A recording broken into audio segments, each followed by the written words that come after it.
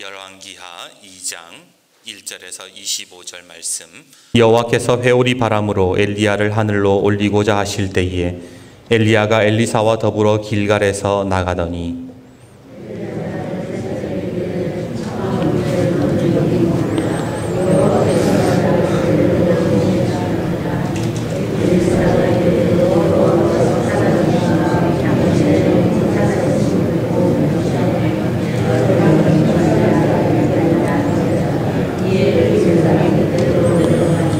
베델에 있는 선지자들의 제자들이 엘리사에게로 나와 그에게 이르되 여호와께서 오늘 당신의 선생을 당신의 머리 위에 데려가실 줄을 아시나이까 하니 이르되 나도 또한 아노니 너희는 잠잠하라 하니라.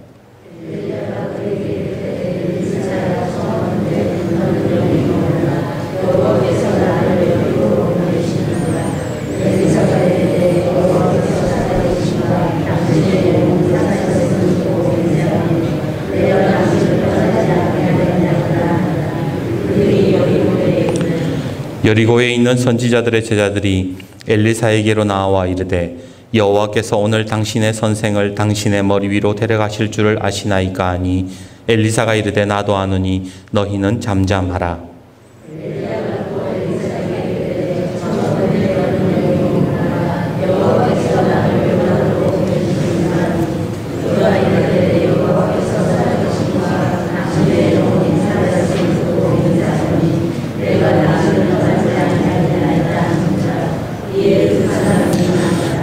선지자의 제자 50명이 가서 멀리 서서 바라보매 그 두 사람이 요단가에 서 있더니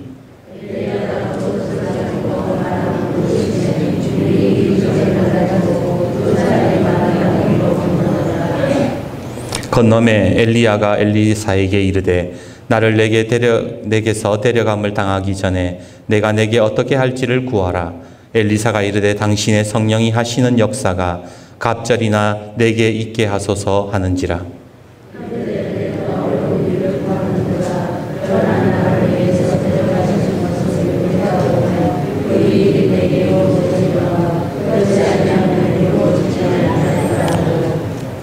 두 사람이 길을 가며 말하더니 불수레와 불말들이 두 사람을 갈라놓고 엘리야가 회오리 바람으로 하늘로 올라가더라.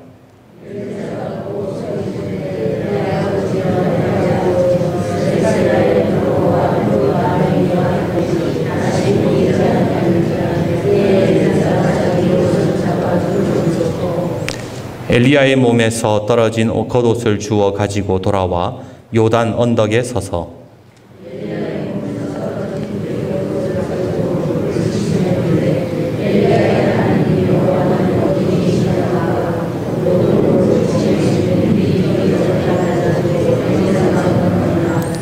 맞은편 여리고에 있는 선지자들의 제자들이 그를 보며 말하기를 엘리야의 성령이 하시는 역사가 엘리사 위에 머물렀다 하고 가서 그에게로 나아가 땅에 엎드려 그에게 경배하고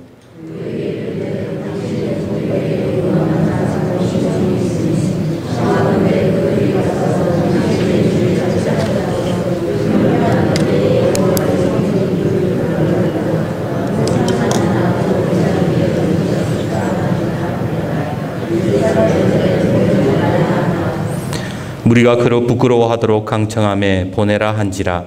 그들이 50명을 보냈더니 사흘 동안 찾되 발견하지 못하고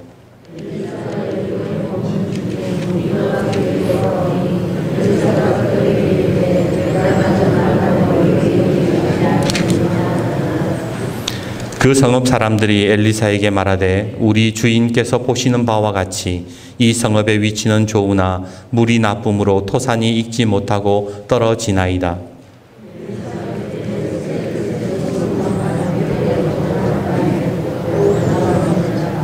엘리사가 물 근원으로 나아가서 소금을 그 가운데 던지며 이르되 여호와의 말씀이 내가 이 물을 고쳤으니 이로부터 다시는 죽음이나 열매 맺지 못함이 없을지니라 하셨느니라 하니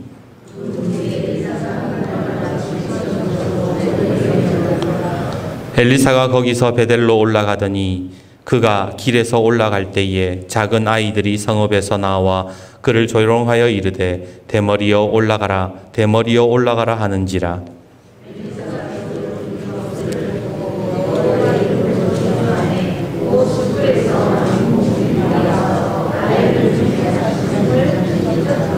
같이요. 엘리사가 거기서부터 갈멜산으로 가고 거기서 사마리아로 돌아왔더라. 아멘. 지난주 목사님들과 대화를 나누는데 한 목사님이 그럽니다. 아이고 이제 지겹다. 이제는 설교에 할 말도 없다. 무슨 말인가? 자기가 코로나 설교를 너무 많이 했다는 거예요. 반년 넘게 코로나 겪으면서 코로나라는 말만 들어도 이제는 지긋지긋하다라는 거예요. 그 이야기를 듣고 보니 저도 늘 코로나 했던 것 같아요. 내가 그때 그 순간 드는 생각이 내가 너무 코로나만 묵상했나? 이런 생각이 들었던 겁니다. 어쩌면 우리 하나님보다 코로나가 더 현실적으로 크게 느껴졌기 때문은 아닐까요? 우리가 하루에서 오고 가는 말들 속에 하나님이라는 단어, 예수님이라는 그 단어가 얼마나 나옵니까?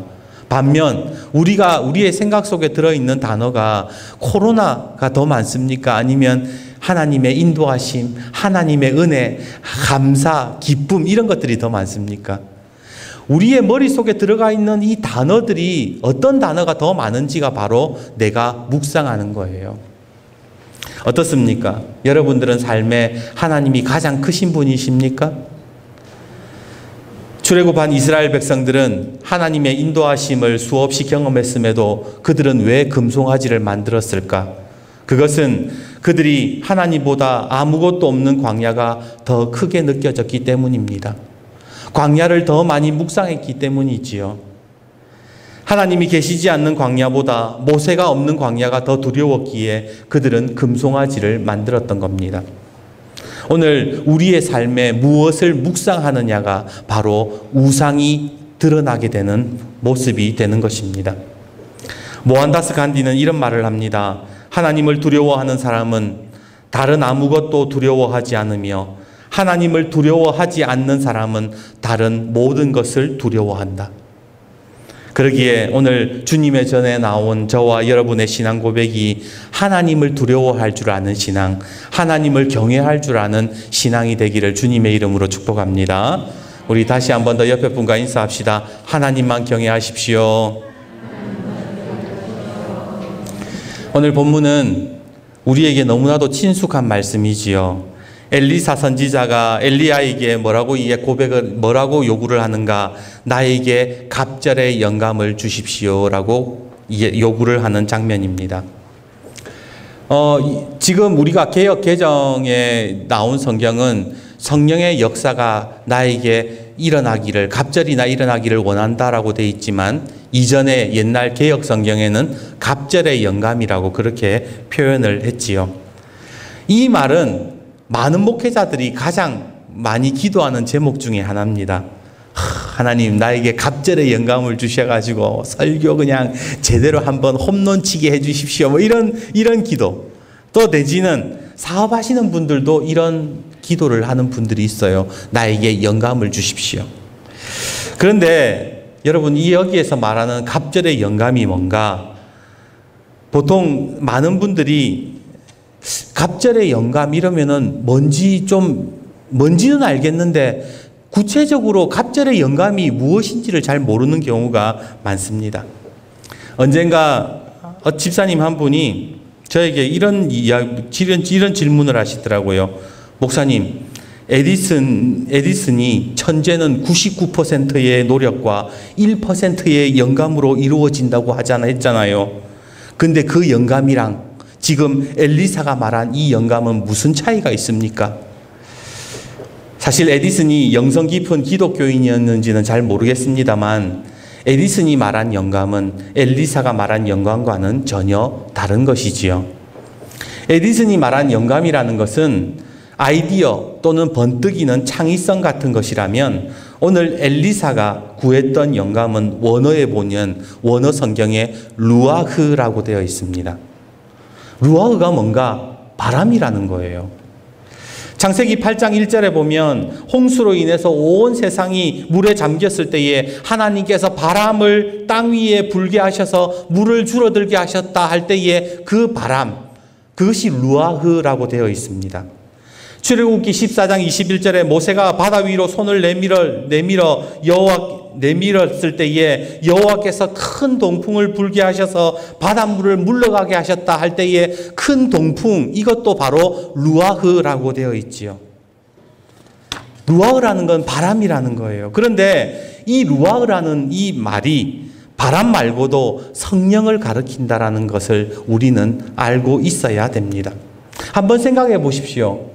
홍해를 가르고 온통 홍수로 뒤덮인 땅에 물을 물러가게 하시는 분이 누구이십니까? 바로 성령 하나님이라는 거예요.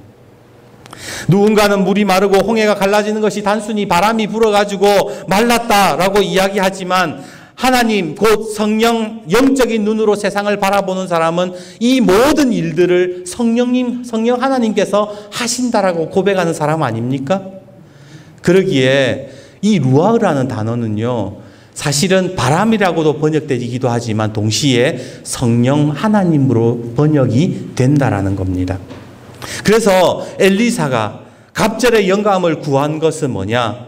바로 엘리야 당신에게 일어난 성령의 역사가 나에게 갑절이나 일어나기를 원한다라고 번역이 되었던 거예요. 원래 만약에 루아흐를 바람으로 표현했다면 뭐라고 번역이 되어야 되겠습니까? 당신의 바람이 2배나 나에게 불기를 원합니다. 이상한 번역이 되는 거예요. 그렇다면 우리는 오늘 이 본문을 통해서 한 가지 질문이 나와야 됩니다. 그게 뭐냐면 왜 엘리사가 갑절의 영감, 갑절의 성령의 역사를 구했냐라는 거예요. 여러분, 엘리사가 왜 갑자기 갑절의 영감을 구했을까요? 엘리야가 그러잖아요. 내가 하나님으로부터 올려감을 당하기 전까지 네가 나에게 구해라. 네가 바라는 것을 구해라. 그러니까 엘리사가 갑절의 영감을 저에게 주십시오라고 했던 거예요. 왜 구했냐라는 거예요. 왜? 그것은 바로 성령의 역사가 갑절이나 일어나지 않으면 안 되는 세상이기 때문에 그랬던 거예요. 자, 오늘 본문 16절 한번 말씀 같이 한번 읽어봅시다. 16절 같이 한번 읽어봅시다. 시작. 그에게 이르되 당신의 종들에게 용감한 사람 50명이 있으니 청하건대 그들이 가서 당신의 주인을 찾게 하소서. 염려하건대 여호와의 성령이 그를 들고 가다가 어느 산에나 어느 골짜기에 던지셨을까 하나이다 하니라. 엘리사가 이르되 보내지 말라 하나. 이게 무슨 말일까요? 쉽게 말해서 엘리야의 제자들이 지금 엘리야의 스승의 시신을 찾겠다라고 이야기를 했다라는 거예요. 아니, 지금 조금 전에 일어난 사건이 뭐예요? 엘리야가 하나님께서 불수레와 불말을 통해서 엘리야를 하늘로 올리셨는데 지금 제자들이 한다는 소리는 뭐냐? 스승의 시체를 지금 찾아가겠다고 50명을 선발했다라는 거예요. 무슨 말이냐? 하나님을 못 믿는다는 겁니다. 그들이 어떤 사람입니까? 곧 이스라엘의 선지자가 되어야 될 사람들이에요. 이스라엘의 영적인 그 세계를 같이 질서를 유지하고 하나님의 말씀을 전해야 될 사람들이 뭐 하고 있느냐? 하나님 못 믿어가지고 스승의 시신을 찾으러 간다. 하나님이 지금 엘리야를 데리고 올라갔을 때에 가다가 시체를 버렸을지도 모르지 않느냐라고 이야기를 했다라는 거예요. 엘리사가 뭐라 그래요? 아니다, 가지 마라. 그럴 필요 없다. 그래도 끝까지 자기들이 가겠다 그래서 그러면 한번 찾아봐라 그랬다는 겁니다. 참 우습지 않습니까? 선지자라는 사람들이, 이스라엘의 영적인 지도자가 되어야 될 사람들이 성령님의 역사를 믿지 못하고 있더라는 거예요. 그러니까 엘리사의 입장에서는 갑절의 영감이 필요했던 거예요. 오늘날 지금 우리가 살아가는 이 시대 속에 갑절의 영감이 필요한 이유가 뭔지 아세요? 갑절의 성령님의 역사가 필요한 이유가 뭔지 아세요? 많은 목회자들이, 아니 많은 그리스도인들이 하나님을 믿는다고 예배당에 나와 있지만 진짜 하나님을 못 믿고 있더라는 거예요. 그러니까 갑절의 영감이 필요한 것이지. 19절 말씀 한번 보십시오. 19절 같이 읽어봅시다. 시작.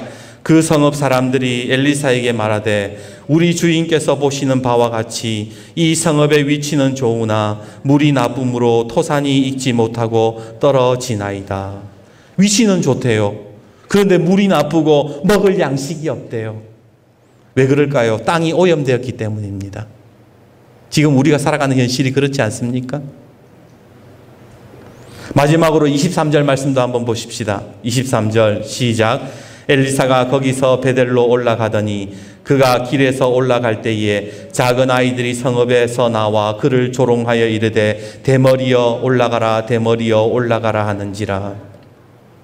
오늘 이 세 가지 말씀을 보면요, 지금 엘리사의 시대가 곧 지금 우리가 경험하고 있는 시대임을 우리는 깨달을 수가 있다라는 거예요. 오늘 지금 우리가 경험하는 시대가 어떻습니까? 교회는 다니지만 하나님의 능력을 믿지 못하는 수많은 기독교인들, 이 땅은 오염되어서 고통받고 있고 하나님의 선지자들을 조롱하고 무시하는 시대가 바로 이 시대 아닙니까? 엘리사가 이러한 시대를 살아가면서 그가 가장 구했던 것이 하나님의 성령의 역사, 갑절의 역사가 있어야 된다라고 그는 고백했던 겁니다. 마찬가지로 오늘 이 본문을 대하는 우리의 심정 속에서도, 이 세상을 살아가는, 이 세상을 바라보는 우리의 심령 속에서도 우리가 이렇게 기도할 수 있어야 된다는 거예요. 하나님, 성령의 역사가 갑절이나 일어나는 역사를 우리에게 허락하여 주옵소서. 부끄러운 이야기지만 저는 한때 이 말씀을 읽으면서 무릎 꿇고 이렇게 기도했습니다. 하나님, 저에게도 갑절의 영감을 부어주십시오.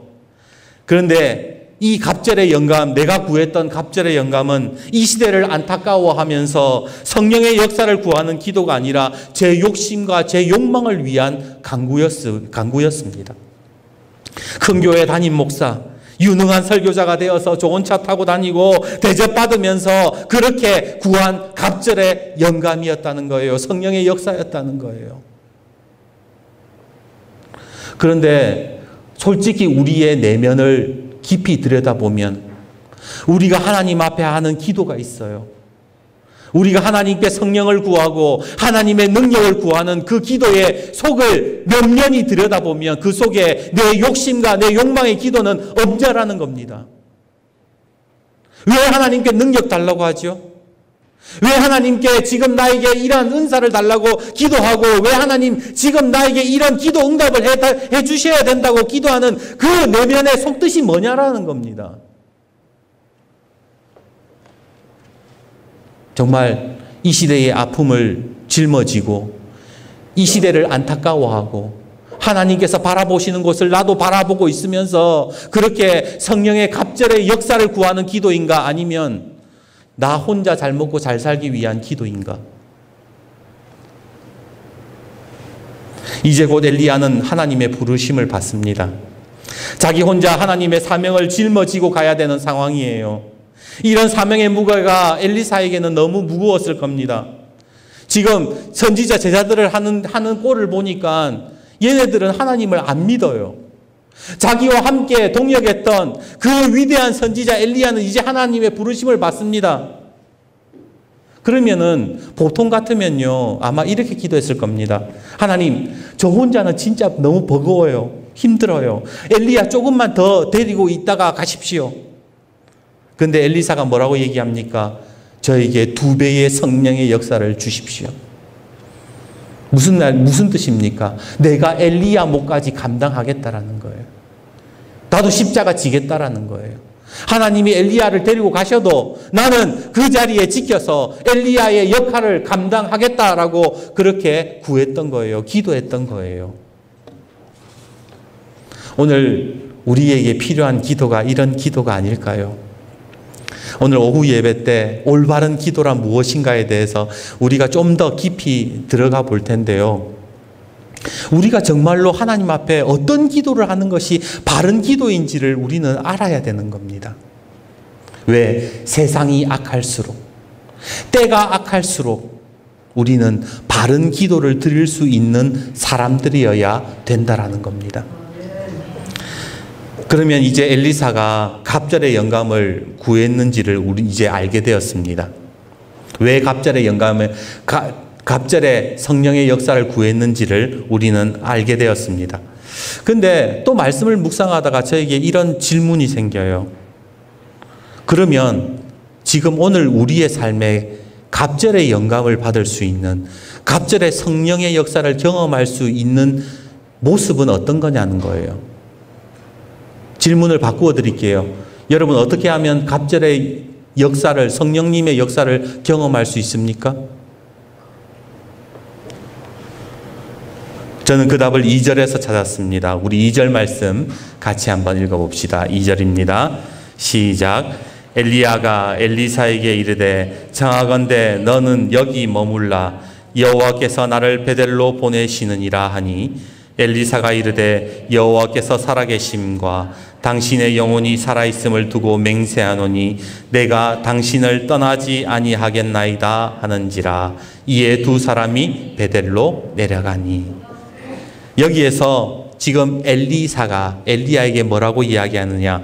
내가 당신을 떠나지 않겠다.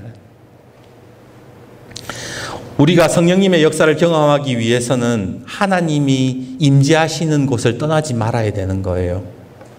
오늘 엘리야가 하나님께 부름을 받기 전에 장소 4곳을 들립니다. 오늘 1절에서 11절 사이에 4군데를 이 두 사람이 돌아다녀요. 첫 번째 장소가 어디입니까? 1절에 나오는 길갈.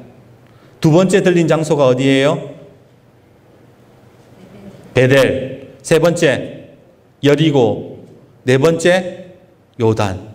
이 두 사람이 계속 뭐 어딘가 무슨 목적이 있었는지는 모르겠지만 계속 돌아다니고 있어요. 그런데 재미있는 사실은 엘리야가 가는 곳마다, 선생인 엘리야가 가는 곳마다 엘리사에게 뭐라고 얘기합니까? 너 여기에 있어. 너 여기에 머물러. 너 여기에 살아. 그렇게 이야기를 해요. 그런데 엘리야가 여기에 있어 라고 할 때마다 엘리사는 또 뭐라 그럽니까? 아니요. 저는 따라갈 거예요. 그렇게 계속 따라가는 거예요. 근데 왜 머무르라고 했는가? 여러분, 이 4 장소, 오늘 성경에 나오는 길갈, 그 다음에 베델, 여리고, 요단강, 이 4 장소가 무엇을 의미하는지 아세요? 아마 오랫동안 교회 다니신 분들, 아니 성경 공부하신 분들, 아니 신앙생활 하신 분들은 이 4가지 장소 의미를 알 거예요. 아마 유대인들에게 있어서도 이 4가지 장소는 이름만 하면 딱 아는 겁니다. 자, 첫 번째, 길갈이 어떤 장소인가? 길갈이 어떤 곳이에요? 이스라엘이 가나안을 앞두고 요단강을 건널 때에 여호수아가 제사장들과 함께 법궤를 메고 요단강 앞에 딱 서니까 물이 착 갈라진 곳이 어디냐? 길갈이에요. 여기에서 여호수아가 뭘 세웁니까? 기념비를 세웁니다. 하나님께서 여기까지 인도하셨고 앞으로도 가나안 땅을 우리에게 주실 것입니다. 그 신앙 고백을 했던 자리가 어디? 길갈이에요. 자, 베델 하면 뭐가 떠오릅니까, 여러분? 야곱. 그죠? 사닥다리가 돌베개 베고 자는데 사닥다리가 하늘에 착 닿아가지고 천사가 오르락 내리락 하고 하나님께서 내가 너 죽기까지, 네가 끝나기까지 너를 버리지 않겠다 막 이러면서 막 하나님의 약속이 임한 곳. 자, 그 다음에 여리고 하면 뭐가 딱 떠오르세요? 여리고성 무너지는 사건. 하나님의 말씀에 순종해가지고 6일 동안 빙빙 돌다가 마지막에 7째 날에 소리 확 지르니까 이스라엘이 자기들의 힘을 사용하지 않고 무혈입성, 그죠? 하나님의 능력으로 무혈입성한 곳이 여리고예요. 자, 그 다음에 마지막 요단. 이 요단강이 있는 지역이에요. 여기에서는 뭐 워낙 사건이 많으니까 굳이 얘기 안 해도 요단은 어떤 곳이다? 하나님의 임재가 강하게 임했던 곳인 것을 우리는 알 수가 있는 거예요. 그런데 이 4가지 장소, 지금도 우리는 성지순례도 가고 하나님의 은혜가 임한 곳이라 그러면 가잖아요. 그런데 지금 여기에서 엘리야가 뭐라 그래요? 여기에 너무 좋잖아. 여기 하나님의 역사가 임한 곳이잖아. 너 여기에 머물러라. 그런데 엘리사가 뭐 했다는 거예요? 아니라는 거예요. 왜 아니라고 했을까? 왜 따라간다고 했을까? 그것은 옛날에 임한 하나님의 역사의 자리가 아니라 지금 현재 내 삶의 자리에 역사하시는 성령님을 구했다라는 거예요. 오늘 우리의 신앙 속에서 가장 중요한 게 뭔지 아세요? 예전에 왕년에 내가 하나님의 은혜 좀 받았다, 내가 왕년에 기도 응답 받았다, 그게 중요한 게 아니에요. 지금 현재 신앙생활 속에 가장 중요한 것은 지금도 나와 함께 하셔서 역사하시는 성령님 그 자리를 따라가는 것, 그것이 오늘 그리스도인들에게 가장 중요하다는 거예요. 지금 어려운 시대잖아요. 힘든 시대잖아요.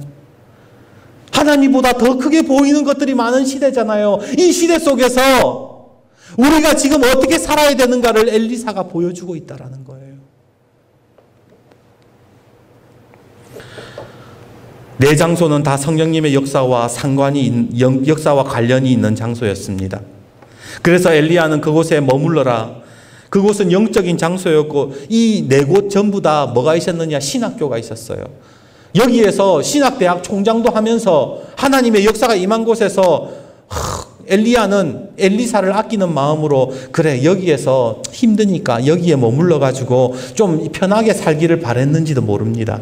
하지만 엘리사는 그 모든 것들을 거절하고 갑절의 영감이 필요한 시대요, 과거의 조상들이 경험한 성령의 역사가 아니라 내가 직접 경험하는 성령님을 만나고 싶었기 때문에 따라갔던 거예요. 그래서 엘리야는 여기 있으라 그러고 엘리사는 따라가겠다 그런 겁니다. 오늘 우리가 신앙생활하면서 성령님의 역사를 경험하려면 지금 주님을 따라가야 되는 거예요. 예전에 나 예수 잘 믿었어, 그거 중요한 거 아니에요. 예전에 나 하나님께 큰 은혜 받았어, 그거 중요한 거 아니에요. 지금 나에게 직접 말씀하고 계시는 그 음성을 따라 사는 것이 훨씬 더 이 시대에 필요한 것입니다. 오늘 성령님의 역사를 끝까지 바라보며 주님을 따라가는 성도님들이 되시기를 주님의 이름으로 축복합니다. 제가 그림 하나를 가져왔어요. 여러분 이 그림 뭔지 아세요? 딱 보시면은 젊은 분들은 딱 보면 알아요. 제 기도 제목 중에 하나가 뭐냐면 이 도청에 빨리 KFC 통닭집이 생기는 게 제 기도 제목 중에 하나입니다. 제가 통닭을 좋아하기는 하지만 제가 특히 이 지금 꼭 광고 같네, PPL 같네. 이 치킨을 제가 좋아하는 이유가 있어요. 이 치킨을 좋아하는 이유는 맛이 있어서이기도 하지만 사실은 여기에 스토리가 있기 때문에 그래요. 어떤 스토리가 있는가? 이 백발수염의 할아버지, 이 할아버지, 통통한 할아버지는 커넬 할랜드 샌더스라는 분이에요. 이 KFC 기업의 창업자이지요. 근데 이분의 이야기가 있어요. 6살 때 아버지를 여의고 불우한 시절을 보냅니다. 10살 때 농장 일을 시작으로 해서 철도 소방원, 보험 외판원, 유람선표 검사하는 사람, 편의점, 타이어 가게까지 수많은 일들을 합니다. 그리고 돈을 모아서 22살 때에 램프 제조 판매업을 했는데 사업이 망해버렸어요. 그리고 또 열심히 돈을 모았습니다. 조그만 가게를 또 차렸는데 39살 때에 미국의 경제 대공황이 터져서 또다시 전 재산을 날려버립니다. 이상하리 마치 이분은 사업을 하면 되는 게 없는 거예요.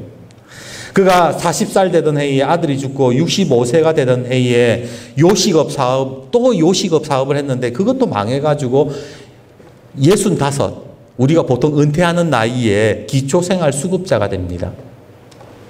그 기아는 심각한 우울증도 겪고 아내도 그를 떠나버리게 됩니다. 그렇게 괴로워하고 있는데 어느 날 어디선가 노래소리 하나가 들려오지요. 그 노래소리를 듣는 순간 자기도 모르게 흘린 듯이 그곳으로 향해 걸어갔습니다. 조그만 교회당에서 나오는 노래였습니다. 찬송가 382장이었지요. 너 근심 걱정 말아라 주 너를 지키리. 주 날개 밑에 거하라 주 너를 지키리. 어려워 낙심될 때에 주 너를 지키리. 주 너를 지키리. 아무 때나 어디서나 주 너를 지키리. 그 찬송가 소리를 듣는데 그 순간 눈물이 핑 돌기 시작하면서 이분이 이런 고백을 하게 됩니다. 주님, 이곳에도 하나님이 역사하고 계시는군요. 제가 평생 예수님 없이 돈만 벌려고 하다가 이렇게 되었음을 고백합니다. 주님, 저를 불쌍히 여기시고 저의 잘못을 용서해 주십시오. 여태까지 자기가 살아온 인생길을 보니까 예수님 없이 그냥 발버둥 친 것을 알게 됐다라는 거예요. 그리고 나서 이분이 이제 주님을 영접하고 나서 다시 새로 일을 시작하는데 성령의 감동에 따라서 우리가 흔히 말하는 영감이라 그러죠. 그 영감에 따라서 양념을 하고 KFC라는 간판을 붙여서 판매를 시작하는데 이게 불티나게 팔리기 시작하는 거예요. 그렇게 하나님의 도우심으로 KFC는 그가 74세가 되던 해인 1964년경에 미국과 캐나다를 포함해서 600개 이상의 엄청난 프랜차이즈 매장으로 성공을 거두게 됩니다. 그래서 그가 이런 간증을 해요. 예전에 돈을 많이 벌어 성공하는데 급급했습니다. 인생의 운전대를 내가 잡고 달리려고 했으나 늘 문제가 생기고 좌절 뿐이었습니다. 하지만 내 인생의 운전대를 주님께 맡겨드림으로 저는 놀라운 축복과 함께 영혼 깊은 곳에 안식과 평안을 얻게 되었습니다. 그래서 한 번씩 제가 대구에, 이 KFC가 대구에 있거든요. 대구에서 KFC를 먹으면서 이 이야기를 생각합니다. 이분의 간증을 생각하면서 먹는데 이분의 이야기가 여기에서 끝나지 않아요. 보통 사회에서 성공하면 어떻게 합니까? 자리 지키려고 하잖아요. 자기가 회장인데 자기가 CEO인데. 근데 이분은 자기의 경영의 능력의 한계를 알고 회사를 더 잘 경영할 수 있는 사람에게 회사를 물려주고 회사에서 자기가 월급을 받아요. 그러면서 나머지 시간 뭐 하느냐? 예수님 증거하고 돌아다니는 거예요. 참 멋지지 않습니까? 지금 이 시대에 필요한 것이 무엇인가? 이 시대가 요구하고 있는 것이 무엇인가? 그것을 알고 자기는 자기의 삶의 자리로 하나님과 동행하는 자리로 성령님이 역사하시는 자리로 나아갔던 겁니다. 이후 커넬은 이 할아버지는 KFC를 상징하는 인물이 되어서 모든 로고에 얼굴이 들어가게 되었고 1970년도에 미국에서 가장 존경받는 인물로 꼽히기도 했지요. 오늘 누가복음 11장 13절에 주님은 우리에게 이런 말씀을 하십니다. 너희가 악할지라도 좋은 것을 자식에게 줄 줄 알거든 하물며 너희 하늘 아버지께서 구하는 자에게 성령을 주시지 않겠느냐. 예수님이 주고 싶은 게 뭔지 아세요? 예수님이 정말 여러분에게 주시고 싶은 게 뭔지 아세요? 성령님이에요. 근데 자꾸 우리는 돈 달라 그러잖아. 자꾸 하나님 앞에 땅 달라 그래요. 내가 요거 성공해가지고 내가 요것만 가지면은 하나님 더 잘 믿겠다고 하지만 아니잖아요. 예수님이 정말 우리에게 주시고 싶은 건 성령님인데 왜 성령을 우리는 구하지 못할까요? 왜 성령의 갑절의 성령의 역사가 임하는 것을 우리는 구하지 않는 걸까요? 세상이 약할수록 어려울수록 주님 나에게 성령님을 허락해 주십시오. 성령님과 함께 동행하기를 원합니다. 성령님이 하시는 역사가 내 삶에 갑절이나 있기를 원합니다라는 그 기도 속에 우리의 인생이 변화되고 하나님이 능력 부어주시고 우리가 감당할 수 있는 십자가를 질 수 있게 되는 거예요. 그러기에 오늘 엘리사가 고백했던 것처럼 오늘 한 주간의 삶 속에 하나님 갑절의 성령의 역사가 저에게 있기를 원합니다. 성령님의 역사가 내 삶에 갑절이나 역사하기를 간절히 원합니다. 그렇게 기도할 수 있는 우리 성도님들이 되시기를 주님의 이름으로 축복합니다.